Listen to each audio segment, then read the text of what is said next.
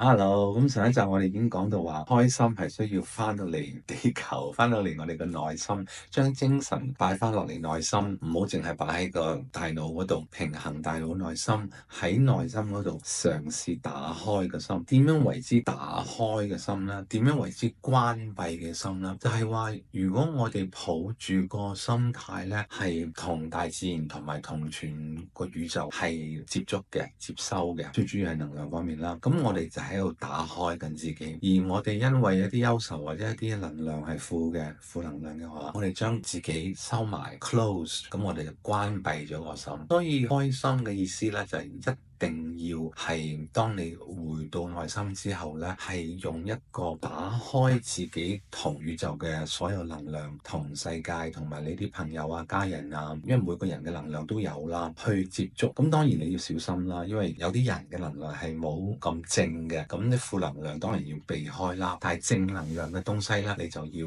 盡量去同佢接觸咯。所以一路我都同你哋傾緊高我嗰樣嘢。我哋可能講到呢度，我哋下一集更加深入去了解啊。